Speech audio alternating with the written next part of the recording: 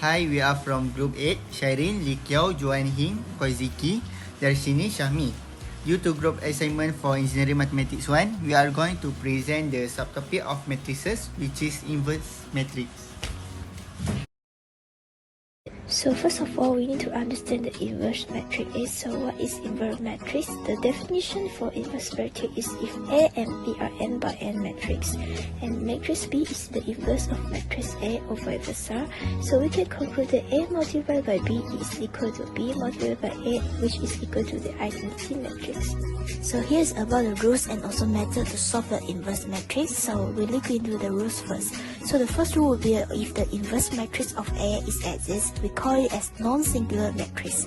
Else, if it doesn't exist, we call it as singular matrix. So the second rule will be that the inverse matrix of A multiplied by B is equal to the B inverse matrix multiplied by A inverse matrix. We look into the third rule, which is if the inverse exists, then the inverse is unique. And the last rule for the inverse matrix will be a square matrix A have an inverse if and only if the matrix A is not equal to 0. So there are two methods that we often use to solve the inverse matrix. So the first one will be the elementary row operation methods, and the second one will be the adjoint methods. So these two methods will be shown to you how to use it in the next part of the video.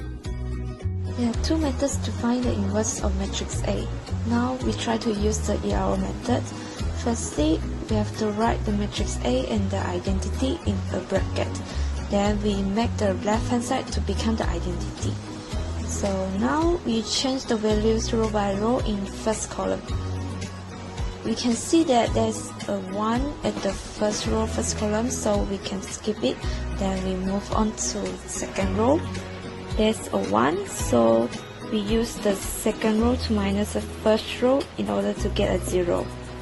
Same thing, we use the third row to minus the first row in order to get a 0 at the third row. So now the first column is finished. We do the same thing at the second column. To get rid of 3 at the first row, we use the first row to minus the second row multiplied by 3 in order to get a 0.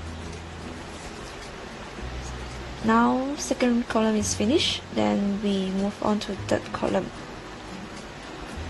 To get rid of 3, we use the first row to minus the third row multiplied by 3 in order to get a 0. So we already get the identity at the left hand side. The inverse matrix A is shown at the right hand side. If you're still not sure about the inverse of matrix A, you can always use your calculator to check your answer. For a second example, we try to use the adjoint method. First, we have to find the determinants of matrix A. We use 1 as the first element in the first row, and we take out the first row and first column of matrix A, we get 3, 4, 4, 3. Then minus 2, which is second element in the first row. Then we take out first row and second column, we get 1, 4, 1, 3. Then plus 3, which is the last element in the first row. Then we cover first row and third column, we get 1, 3, 1, 4. Then we multiply it. 1 bracket 3 times 3 minus 4 times 4 minus 2 bracket 1 times 3 minus 4 times 1 plus 3 bracket 1 times 4 minus 3 times 1, and we get the negative 2. Since the determinant of matrix A is not equal to 0, therefore inverse of matrix A exists. Then we can move on to the next step, which is finding of the converter of matrix A. So now we draw a big square bracket and we imagine there's a 3 times 3 matrix. To find the first element, we should cover the first row and first column. Then we get 3, 4, 4, 3. Then for the second element, remember there's a negative sign there. Then we cover first row and second column. Then we get 1, 4, 1, 3. And same thing to the third element. we cover the first row and third.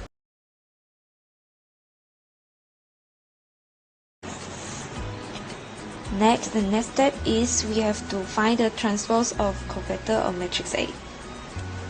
So we can imagine there's a mirror there, then we just change the value to the opposite side.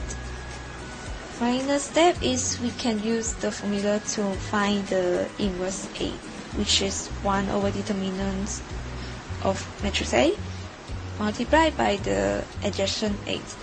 Then we should get the answer. Now we are going to the next example. The example is quite easy and simple. The question is, a matrix P is keyword. For part A, we need to find the P squared minus 6P plus 11i, where I is the identity. In order to solve this part A, we have to substitute the matrix P into the P squared minus 6P plus 11i. For P squared, what we need to do is just matrix P times matrix P and then 6 times with the matrix P and then plus 11 times with the identity. And then what we need to do is just a simple addition and deduction of matrix, and then we'll get a final matrix which is 4 minus 1 minus 2 minus 2, 5 minus 2, 2 minus 2, and 2. For part B, show that P times with P squared minus 6P plus 11i is equal to 6i, where I is the 3 times 3 identity matrix, and deduct the inverse of P. First, what we need to do is we need to show the 6i. We need to substitute the P, matrix P, and the matrix that we get from part A, and then solve it with a simple multiplication, and then we will get a 6i, and it shows. Next, in order to find the inverse of P, we need to add the inverse of P at the both sides of the equation. Then we have to cancel out each other. When inverse of P times with the P, it will get 1. And when I times with inverse of P, it will get inverse of P. Then we need to move the 6 to the right hand side, and then we will get the equation with inverse of P equals to 1 over 6 times with P squared minus 6P plus 11i. Then what we need to do is just to solve the matrix with a simple multiplication, and then we will get the final answer of inverse of matrix P, which is 2 over 3 minus 1 over 6 minus 1 over 3 minus 1 over 3, 5 over 6 minus 1 over 3, 1 over 3 minus 1 over 3, and 1 over 3. Now let us look at this example. Find the value of S for the matrix A, which is equal to 2, 0, 10, 0, S plus 7, negative 3, 0, 4, and S. First, we need to find the determinant of the given matrix, but which is equal to 2 times S plus 7 times S, negative 3 times 4, negative 0 plus 10 times 0, equal to 2 times S squared plus 7S plus 12. And we know that a matrix is only invertible if and only the determinant is not equal to 0, so we can sub the determinant equal to 0 and find the value of S by using the quadratic formula, and we can get the value of S is equal to negative 3 and negative 4. Thus, for the value of S equal to negative 3 and negative 4, the given matrix is invertible. Now let us look at another example. Determine the formula for the inverse matrix A, which is equal to P 0, 0, 0, 0, Q 0, 0, 0, 0, R 0, 0, 0, 0, S. First, we need to write the argument for the matrix A and its identity. In order to let the left hand side of the matrix to look like the right hand side of the matrix, we need to times 1 over P for the row 1, 1 over Q for the row 2, and 1 over R for the row 3, and 1 over S for the row 4. Thus, we can get the inverse matrix of A, which is equal to 1 over P 0, 0, 0, 0, 1 over Q 0, 0, 0, 0, 1 over R 0, 0, 0, 0, 1 over S. Operations. By following these steps, students can write down in form of the augmented matrix AI, and step 2, and they can perform the ERO until they get the new augmented matrix IB and A inverse matrix of A equals to B. You can see the following examples. So this is A, this is I, the new augmented one is I, here is B. So A negative inverse matrix of A equals to B. So you can see here is same, here also same. So this is the inverse of matrix A. And second method is adjoint method. Students can use these methods.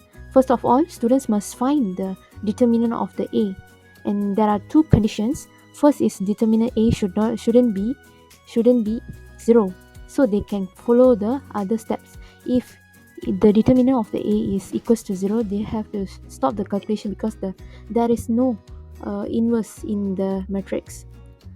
Okay.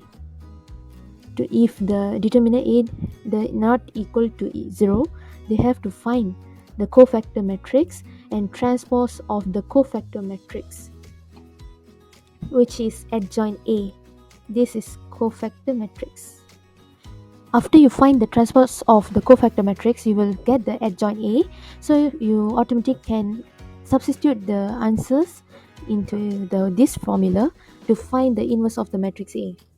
So I hope this lesson will be very helpful and you can understand this lesson. So, and we are done for the today.